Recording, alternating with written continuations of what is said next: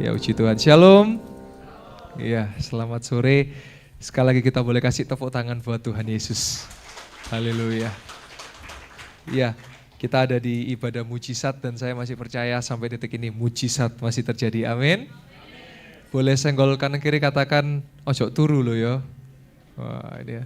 Karena hawanya enak, AC-nya sepoi-sepoi, rawan tidur ya. Dari depan saya bisa kelihatan, jadi jangan sampai ketiduran ya. Saya khotbah gak lama, setelah itu saya rindu berdoa bagi saudara, mungkin yang sedang sakit atau sedang lemah, kita percaya bahwa mujizat masih terjadi, amin. Ya, saya mau bersaksi Tuhan begitu baik sepanjang seminggu ini. Kemarin saya melayani di rumah seseorang ya, yang katanya ada roh jahatnya, dan puji Tuhan saya datang di situ, saya berdoa, dan puji Tuhan, bersih, sudah tidak ada lagi gangguan, dan saya percaya itu karena Tuhan Yesus yang menolong. Amin. Karena ada nama Tuhan Yesus Kristus, maka roh jahat bisa dihancurkan, roh jahat bisa diusir. Jadi tidak perlu takut lagi Bapak Ibu Saudara. Kalau Anda merasa di rumah, aduh kok ada ini, ada itu, dalam nama Yesus bisa diusir, dalam nama Yesus bisa keluar. Karena memang ada penguasa-penguasa di udara, tetapi saya percaya nama Yesus masih berkuasa. Jadi kemarin, amin, amin. Jadi kemarin saya datang, saya berdoa sekitar 1 jam. Dan sampai hari ini puji Tuhan sudah beres. Kenapa? Karena nama Yesus menang atas segala kuasa jahat. Nama Yesus menang atas roh-roh jahat. Oleh sebab itu jangan kebanyakan nonton film setan ya. Dikadali lah nonton film setan, gak kayak gitu. Karangan itu apa? Hayalan. Saya melayani dalam pelayanan saya mengusir yang jahat dan mengalahkan kuasa jahat. Enggak seperti itu, enggak kayak di film-film ya. Dalam nama Yesus Tuhan bisa lakukan perkara-perkara ajaib. Ada juga yang karena orang tuanya main dukun, ya kasihan, dia kena jadi kutuk keturunan, kutuk generasi. Saya doakan mau jadi ular Bapak Ibu Saudara. Wah, saya langsung teping dalam nama Yesus, saya tahan tangannya. Pertama mengeras, lama-lama memelan, dan puji Tuhan dia terlepas. Dan bahkan sebelumnya orang ini cari kerja, dan hari ini puji Tuhan dia dapat kerja dan bekerja dengan baik. Jadi ketika kita lepas dari yang namanya kutuk, Tuhan akan memberkati kita. Kita mesti cross check. Apakah kita sudah hidup jujur? Apakah kita sudah hidup benar? Kalau belum, kita harus hidup benar.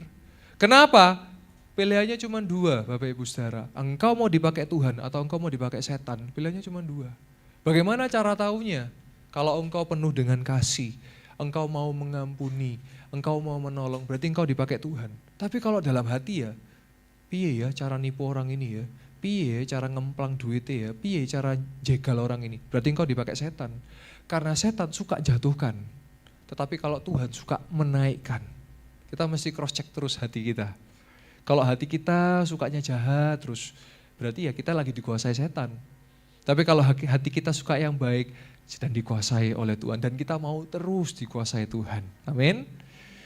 Lalu saya mau saksi juga, saya mengalami anak saya kemarin sempat mungkin Anda lihat di Instagram, mata anak saya bendol Bapak Ibu. Ya saya melakukan bagian, saya percaya walaupun saya melayani dalam pelayanan mujizat dan kesembuhan, tetap kalau sakit ya saya bawa ke dokter, saya cekno ke dokter. Kita tetap percaya Tuhan bisa menyembuhkan dengan 3 cara. Pertama Tuhan langsung, kedua melalui hamba Tuhan, ketiga ya lewat dokter. Ya, saya bawa ke dokter, kita cek, karena mentol matanya. Ya cukup kaget, ternyata itu adalah semacam bintitan atau bisul ya, yang mengeras. Dibawa ke dokter, dokter jawab apa? Saya lemes langsung. Ini harus dioperasi. Wah, cek cilik anak saya, baru mau 2 tahun. Harus dioperasi mata. Aduh, saya itu, hati saya ya apa ya, ya sedih toh.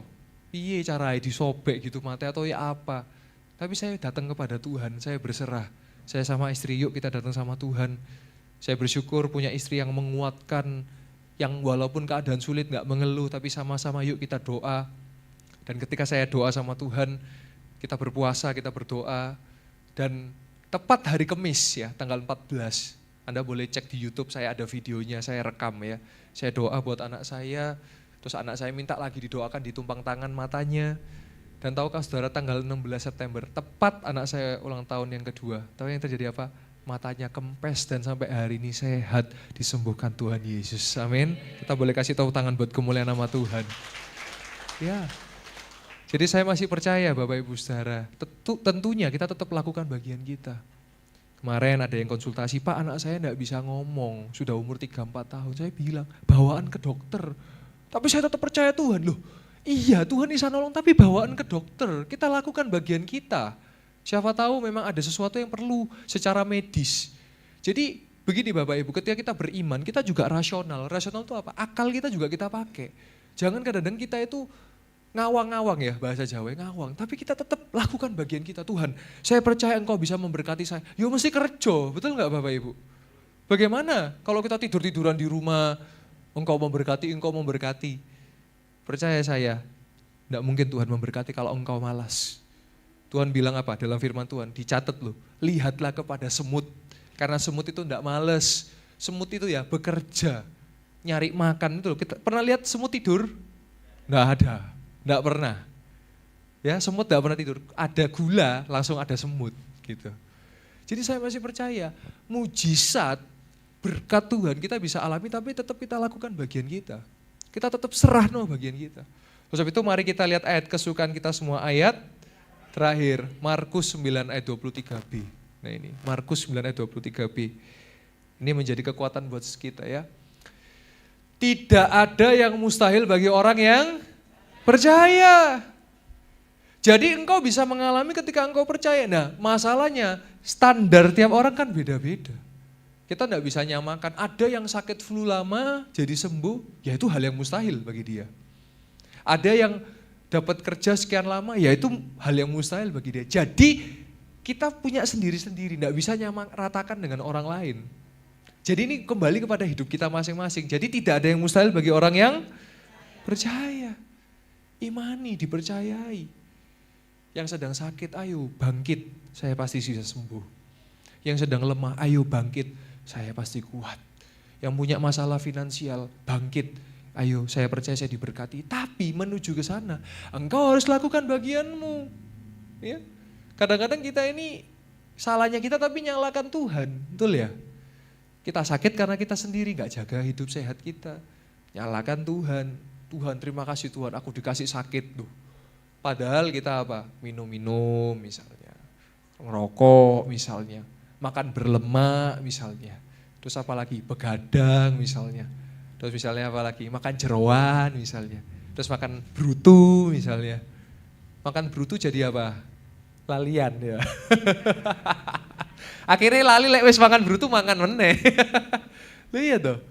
Lah kalau begitu salah kita jangan nyalakno Tuhan. Misalnya kita sulit ekonomi karena malas kerja, ya jangan nyalakno Tuhan. Tuhan kenapa saya dibuat ekonominya susah? Ya Tuhan jawab, lah kan gak kerja, selesai udah.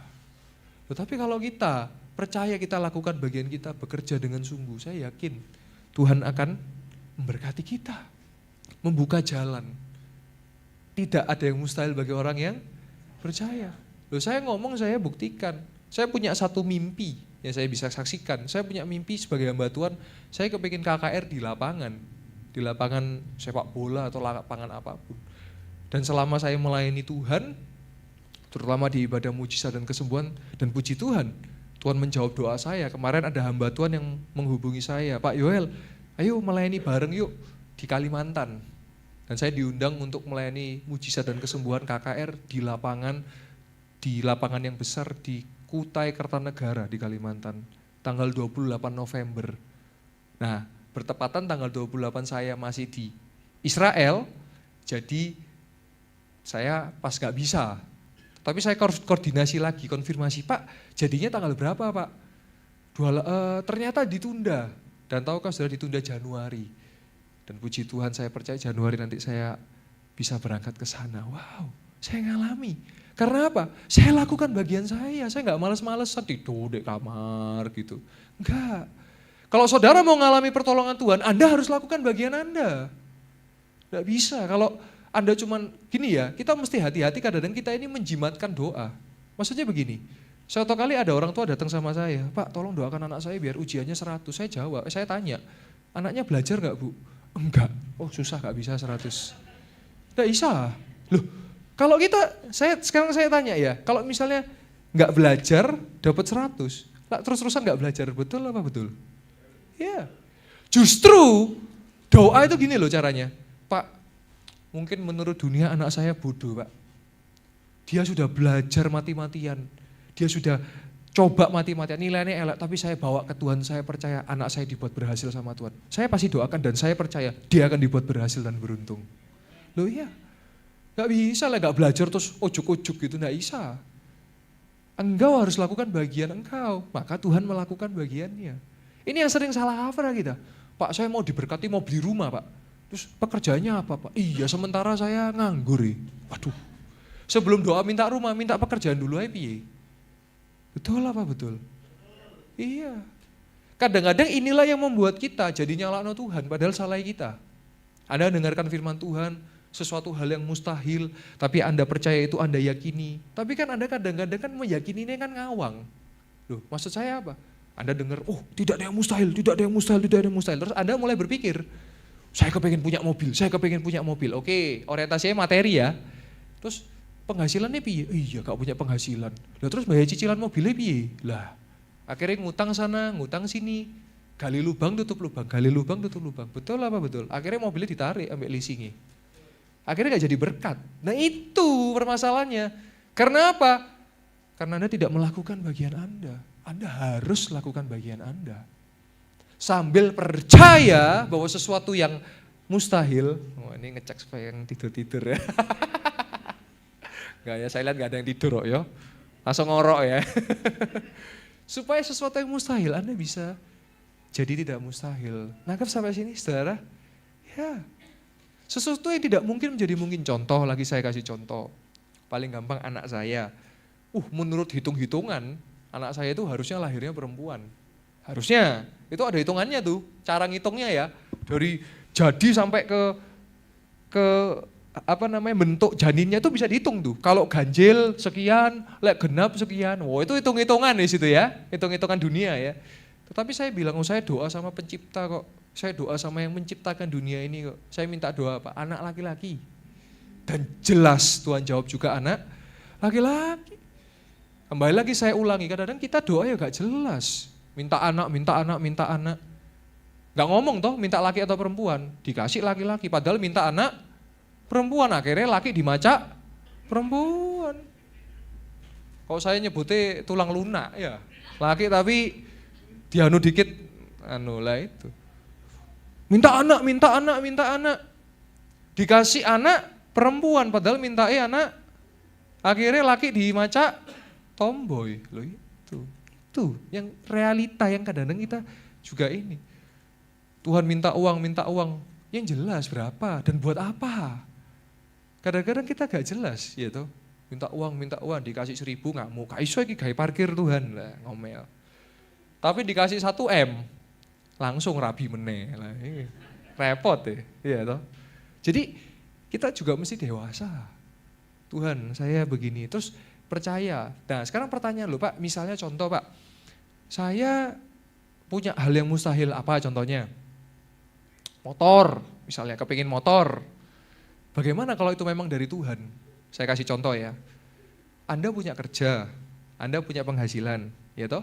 Anda coba nyicil motor, ada DP-nya toh? Nah, ketika Anda coba nyicil berapa bulan, katakanlah 1 tahun 12 bulan atau 2 tahun 24 bulan, berarti kan jumlahnya kan dibagi sama bulannya, ya toh? Kalau memang betul itu dari Tuhan, setiap bulan itu pasti bisa nutup cicilan nih. Itu lek dari Tuhan. Tapi lek baru 6 bulan terus bingung, akhirnya nggak bisa nutup, bingung dan sebagainya. Itu daging, Anda memaksakan diri. Begitu.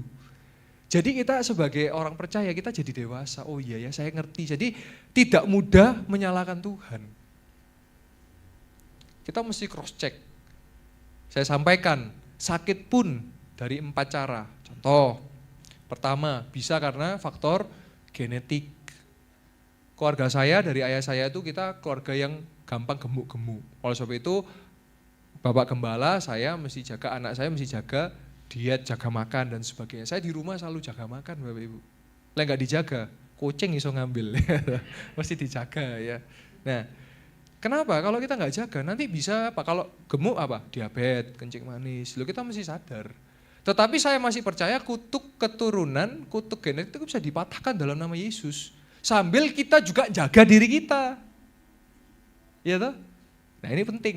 Terus yang kedua, sakit juga bisa melalui apa? Sakit juga bisa melalui gaya hidup kita.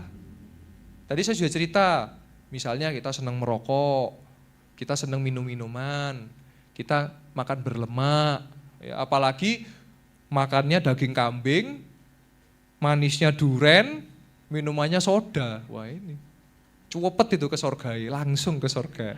Wah itu, ya toh. Nah jadi kita mesti cek, ya, lek salah kita dewe, jangan nyalakno Tuhan. Terus yang ketiga, bisa karena ya mungkin virus, kuman, dan lain sebagainya. Karena memang apalagi kemarin ada COVID, ya bisa. Manusia bisa kena sakit gitu.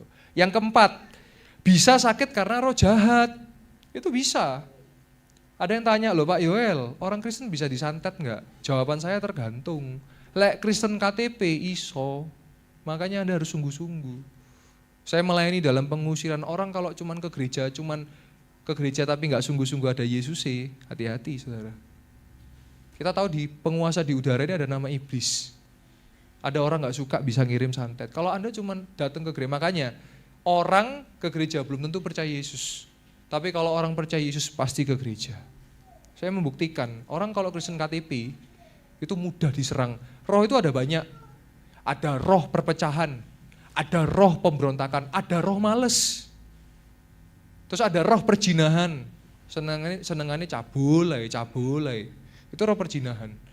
Terus apa lagi? Ada roh jahat yang bisa juga, kalau kita baca di Alkitab ada yang bungkuk karena roh jahat.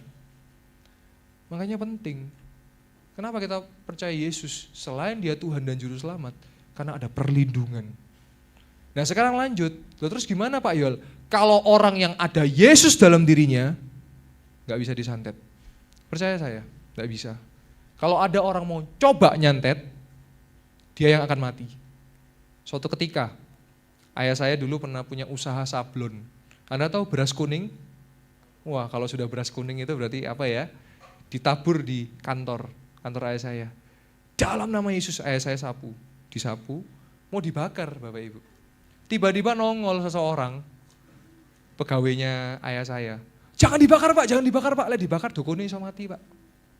Terus ditanya sama ayah saya, kenapa kamu kok nabur beras kuning? Dia jawab, supaya saya disayang sama Bapak, jadi anak emas. Oh begitu ya, omong-omong dukunmu, gak berhasil beras kuningnya, mulai hari ini kamu tak pecat, keluar. Bukan jadi anak emas, malah jadi anak apa?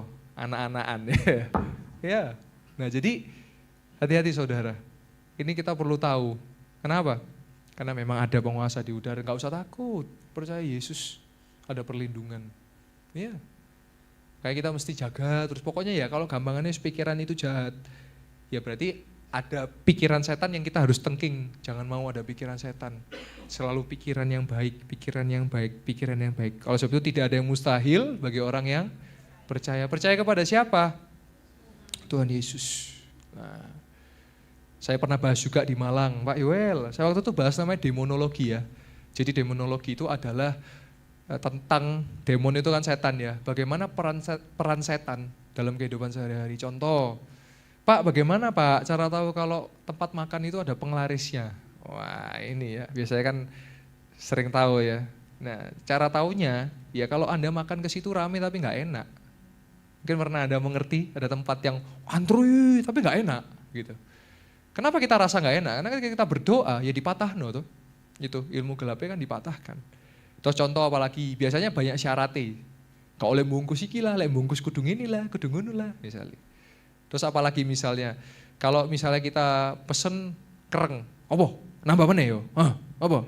Nah itu bisa ada kayak gitu ya. Nambah meneh nambah. Loh biasanya orang kalau ditambah lah tambah seneng, ini gak seneng. Apa? Wis cukup satu aja, sing liyane ben gantian iso mangan. Nah itu salah satu tanda. Nah jadi ya beberapa tanda-tanda. Tapi saya percaya makanya kalau kita berdoa, kalau makan harus berdoa. Ya, doa makan itu doa paling cepat. Dalam nama Yesus saya mau makan. Wah langsung keluar makanannya. Itu doa paling cepat. Doa makan jangan lama-lama ya. Cukup Tuhan Yesus kami mau makan, sucikan, kuduskan. oleh kuasa firman-Mu dalam nama Tuhan Yesus Kristus. Haleluya. Amin. Udah gak usah. Dan kami teringat bangsa-bangsa. Dan kami teringat janda-janda. Dan kami teringat. Wah iki gak mangan-mangan sak jam doa syafaat iki ya. Ojo dowo-dowo wis. Itu nanti doa itu list doanya dibawa ke menara doa aja. Wis doa makan tuh gak usah panjang-panjang. Tuhan Yesus, terima kasih buat berkat-Mu. Kami akan makan, sucikan dan kuduskan kuasa firman-Mu. Kami makan dalam nama Tuhan Yesus Kristus. Haleluya. Amin. Wis ya. Tuhan Yesus, kami makan. Oh, ampunilah Tuhan bangsa-bangsa yang tidak mengenal Engkau. Sebelum kami makan, kami teringat Tuhan. Buat orang-orang yang kesulitan, oh sebentar lagi kami juga mau makan, tetapi kami masih mengingat. Kok senang mengingat-ingat ya. Akhirnya sak jam agak mangan-mangan ya, keburu adem ya, segone keburu atos ya. Ya doa makan secukupnya aja ya, seperti itu. Nah oleh sebab itu penting ya, kenapa? Karena ya setan tidak suka. Jadi ini penting ya, apalagi kalau Bapak Ibu Saudara yang sudah menikah, engkau mesti jaga. Setan selalu menyerang roh perpecahan. Pagi doa, malam doa. Penuhilah dengan doa. Ini bulan doa ya, dahsyatnya kuasa doa. Di Malang banyak yang mengalami mujizat Tuhan, terutama di bidang pekerjaan. Anda mesti juga doakan. Doa itu gini loh caranya Bapak Ibu, spesifik yang doa. Mau kerja apa, ngomong. Nanti kita kadang-kadang ini bingung, dikasih kerja ini ngomel, kasih kerja itu ngomel, kerja begini salah, begitu salah. Terus minta mau kerja apa yang sesuai. Ya. Jadi doalah sama Tuhan. Apapun itu doakan.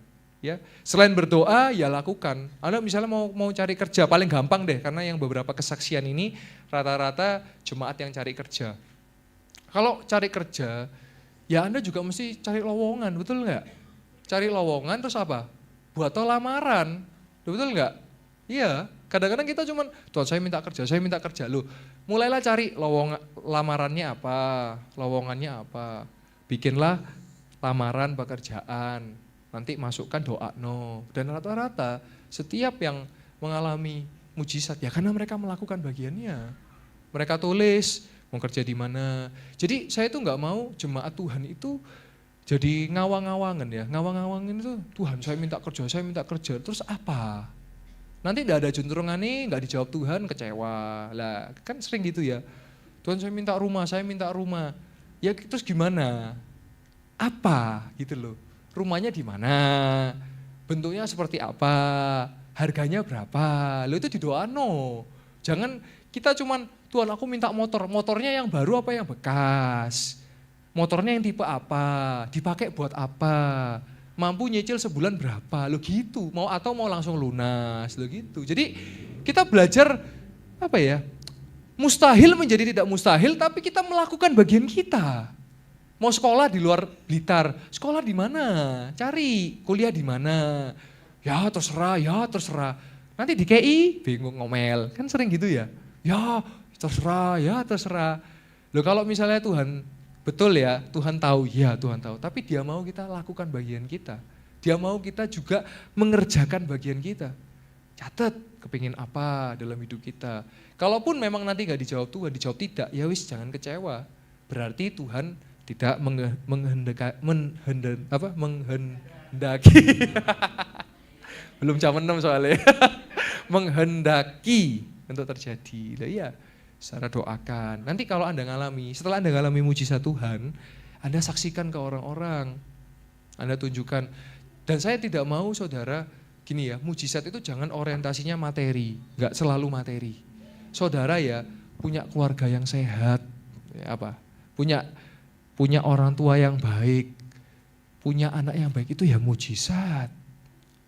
Saya melayani ada sebuah keluarga, geger satu keluarga semua. Saya yang harus mendamaikan satu keluarga itu. Nah jadi puji Tuhan, ada damai sejahtera, ada kerukunan, loh iya tuh. Saudara itu enaknya kumpul di restoran, ojo ketemu di pengadilan, nah itu. Pas kecil seneng bareng, gede, adu-aduan gitu. Biasanya masalah apa? Aset. Nah itu. Lupa waktu kecil padahal kumpul bareng. Banyak kayak gitu. Nah kalau saudara punya keluarga yang baik, itu mujizat Tuhan. Punya anak yang baik, itu mujizat Tuhan. Punya pekerjaan, itu mujizat Tuhan. Kesehatan, itu mujizat Tuhan. Jadi jangan terlalu juga orientasi pada materi, ya. Tetapi kita mau bahwa mujizat terbesar juga, ya kita bisa percaya Tuhan Yesus.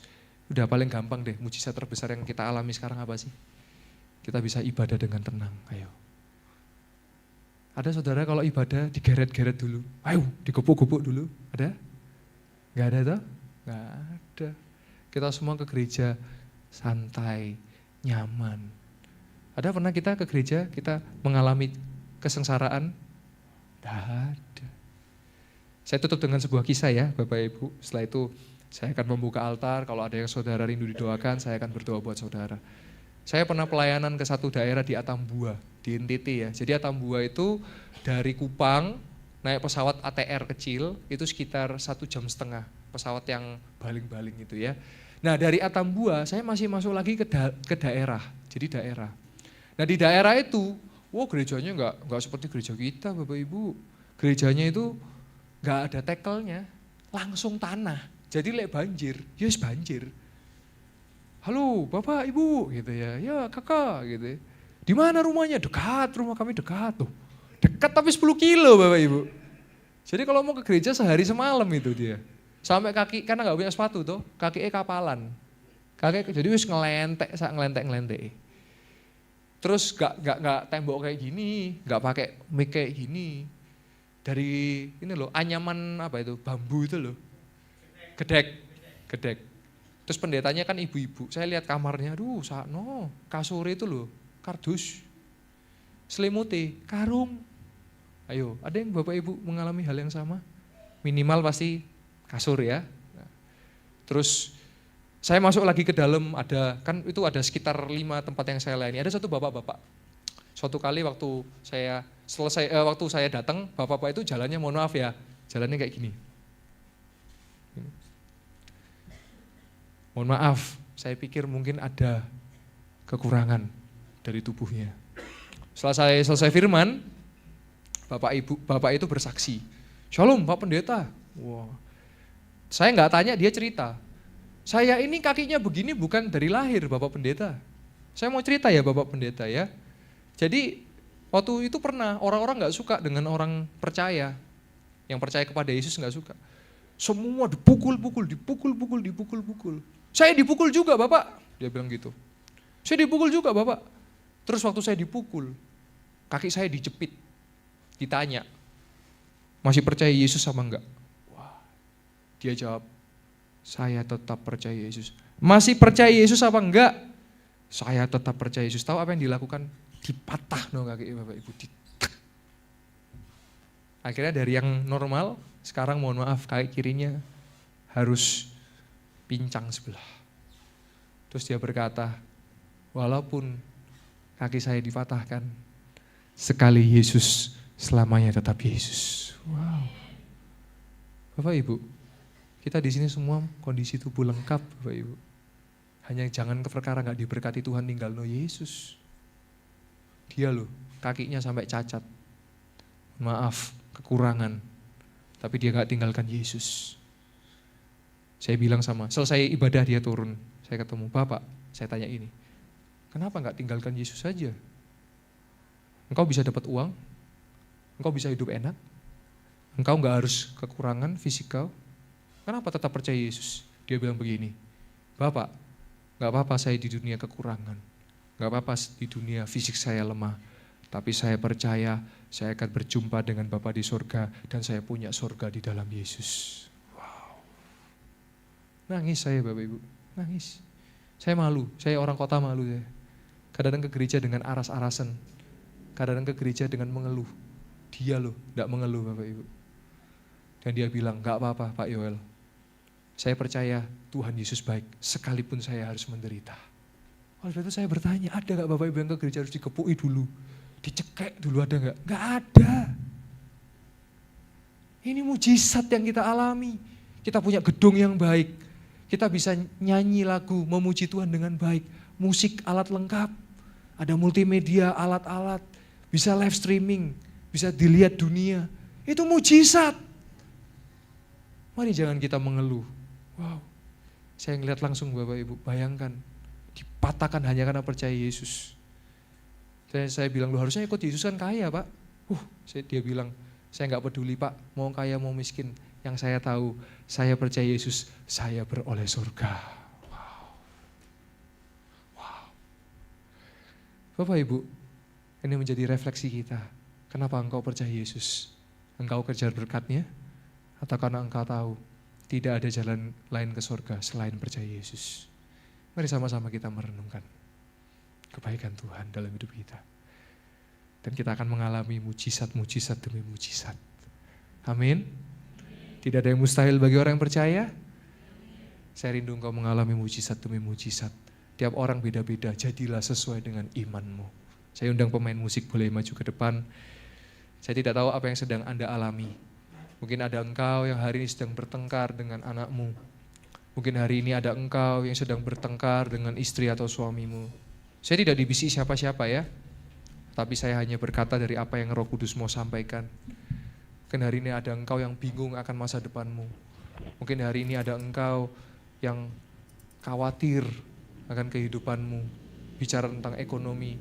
Kalau burung di udara Tuhan pelihara, bunga bakung dia tidak memintal tapi Tuhan pelihara. Apalagi kita anak-anaknya, Tuhan pasti pelihara. Selama kita hidup benar, Dia gak akan membiarkan kita kekurangan. Dia tidak akan membiarkan kita terlantar. Kuncinya jadi orang benar. Haleluya.